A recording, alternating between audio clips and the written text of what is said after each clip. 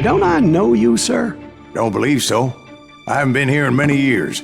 Name's Silas Greaves.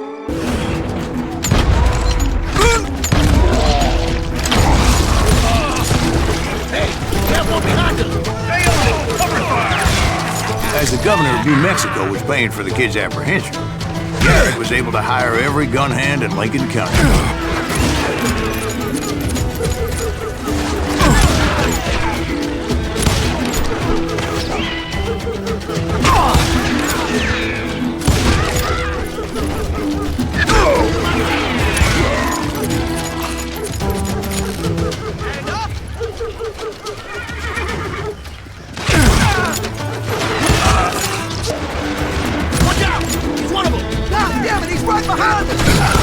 Garrett's men were running around like a bunch of chickens with their heads cut off. Some bitches running.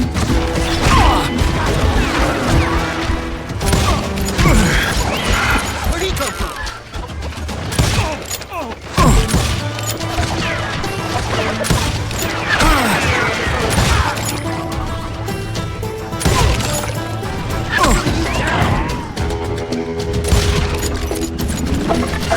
Still, one of them reached the water tower.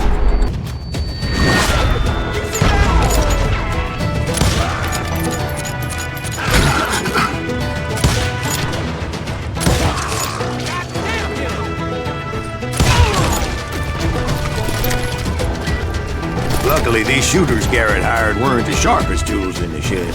I got this. A lot of them were saddle tramps or sod busters or drunken drifters looking to make a few bucks. Come out, you yellow bastard!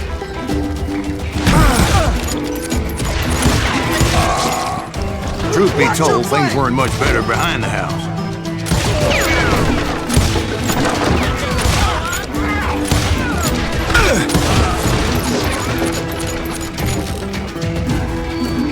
I cut their numbers in half. But that just made the ones that were left twice as mad.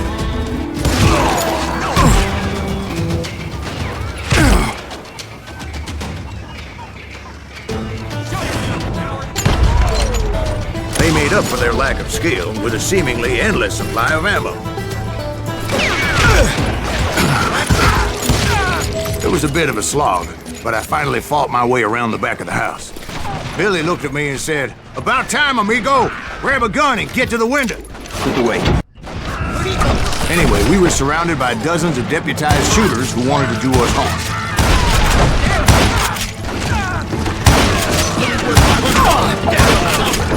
I'm telling you, Garrett's men were dropping like flies, but they just kept on coming. I think I got one!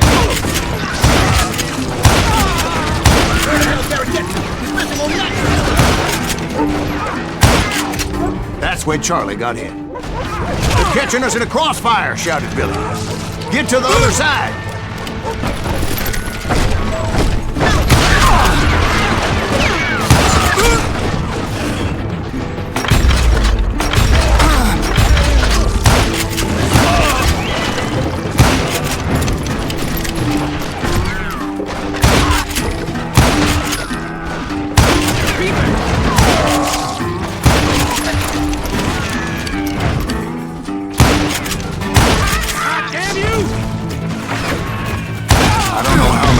Cocksuckers I personally put down, but it was pretty clear, even to Billy, that maybe discretion was the better part of valor.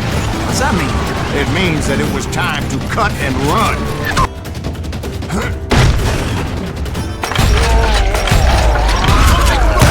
Those poor son of bitches are done. Many would have fled in my place. But I had that false sense of invincibility that many young men have. Cut you a new one!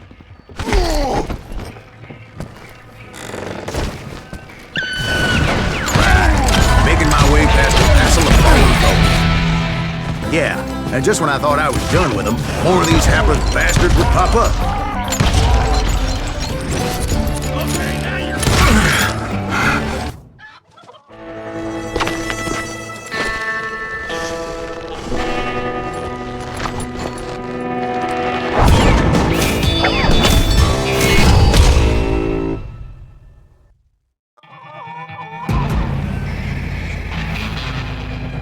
challenged him to a showdown. You read that in a dime novel?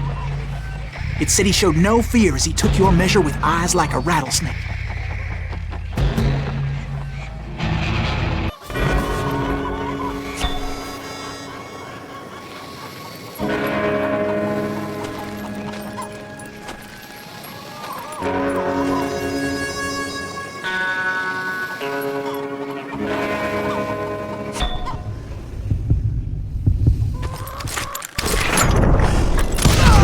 And that you killed him in a fair fight.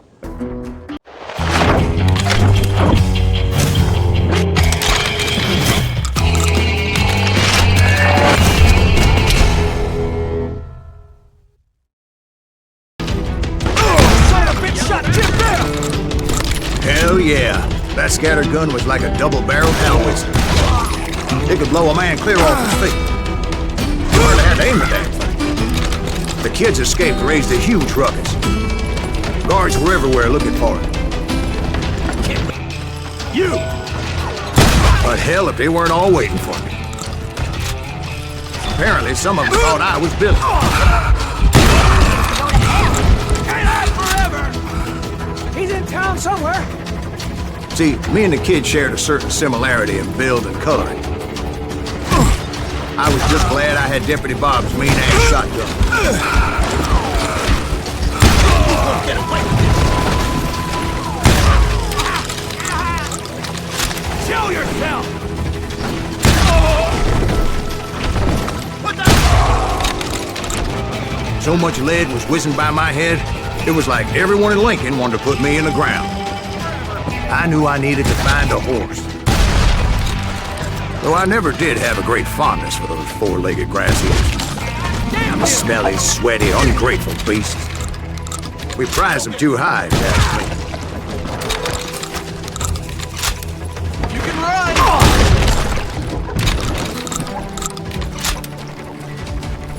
You're threatening the life of Why Billy set me free?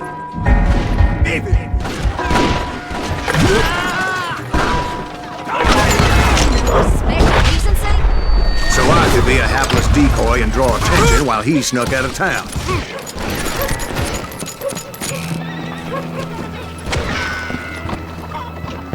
I knew if I made it out of there in one piece, no one would put a price on my head. Because everybody in Lincoln would be dead?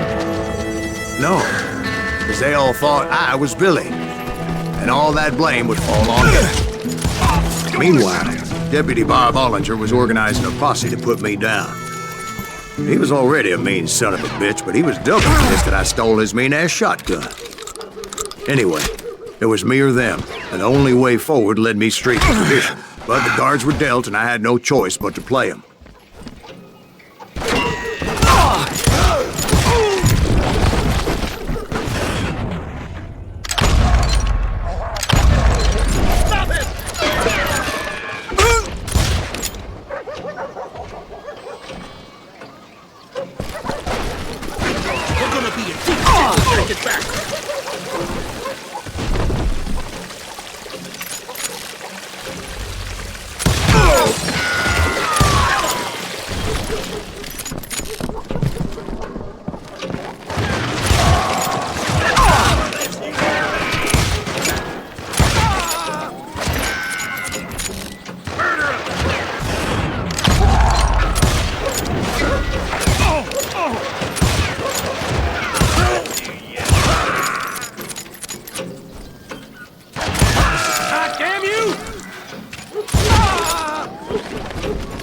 You're dead!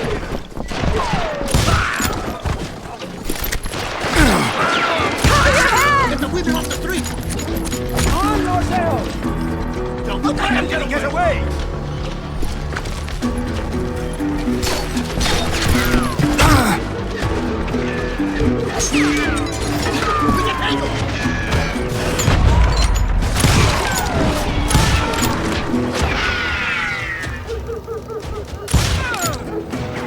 You're done.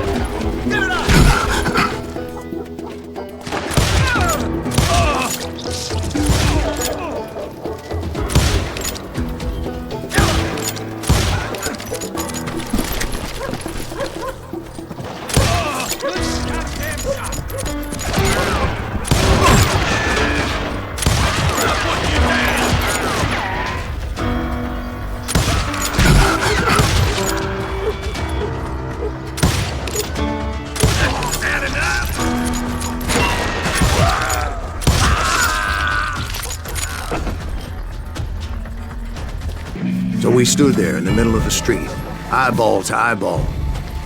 He intended to kill me, and I knew I had no choice but to defend myself.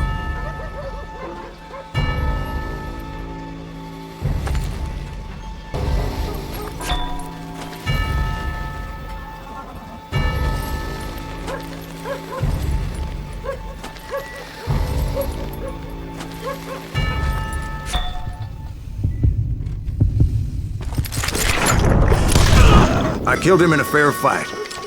Everybody saw I had no damn choice. Well, I did my best to help those criminals. I'm putting you down! Moments later, the attackers were dead, and I checked the stagecoach to see how many passengers were still breathing. None. It was then I wondered if the rocks weren't hiding more bandits. Was that all of them? Or did I just hit the rear guard? I quickly got my answer. They attacked from on high like Apaches often do. They would appear in great numbers from above and rain down lead on their hapless enemies' heads, making use of the high ground and whatever else they had.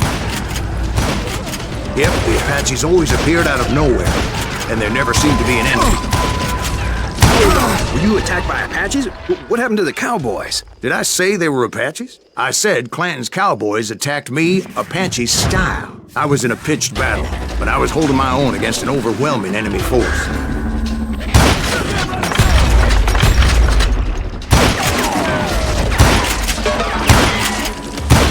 See, at the time, I was still pretty green, but often blunder into regrettable situations. But I just kept shooting at anything I could see up in those damn rocks. I didn't see Ringo, but I knew he was with the cowboys. He and Roscoe Bob had done me a dreadful wrong, and I was determined to have my revenge. But to get to Ringo, I knew I'd have to fight my way past these other assholes first.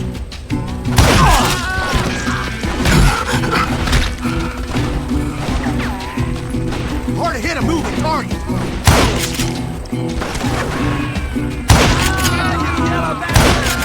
Unfortunately, I was running out of ammo.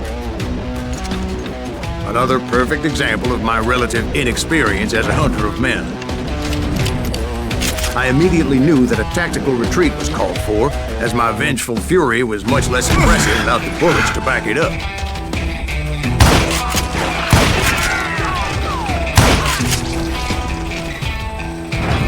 Keep fucking running! Finally, they managed to corner me. Trapped as I was, the odds of my survival seemed pretty slim.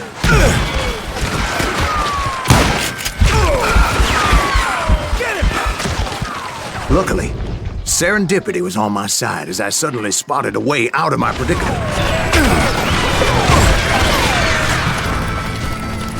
Can't outrun a bullet! I ran ahead as if the devil himself was after me. Bullets were whizzing by my ears, but I wasn't about to roll over and die. I just kept running like there was no tomorrow. Because there wouldn't be if Clanton and his men caught up with me. As I was scurrying around those caves, I thought, what was I thinking? Going up against a gang like this?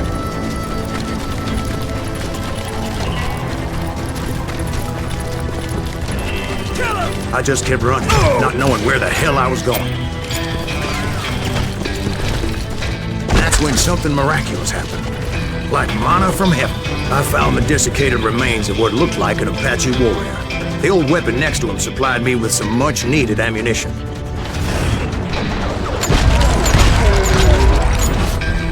Pat Masterson once told me it was more important to be lucky than good, and he would know.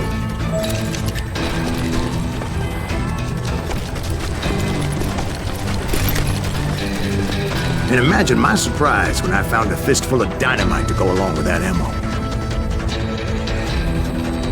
That stroke of good fortune evened the odds and bolstered my confidence. It was time to turn the tables. Time for the prey to become the predator. Time for the hunted to become the hunter. Time. All right, Jesus, we get it. They were right where you wanted them. That's right, Jack. I was done running. And the old man's boys were not expecting that. No, sir. I came at them like a wildcat. My fury knew no bounds.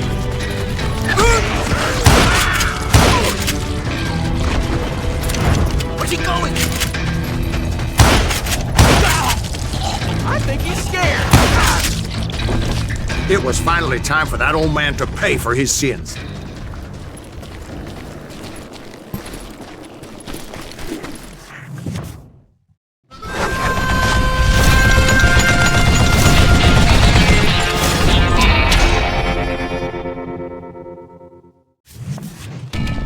I yelled out at the top of my lungs, "Plant low! I'm coming for you!" A little stealth might have made more sense, to be perfectly honest. Because that old fool had a Gatling gun and enough bullets to last him till kingdom come. But I knew I could not let that deter me. Not if I was to find and kill Ringo. I needed to get that old man off that gun.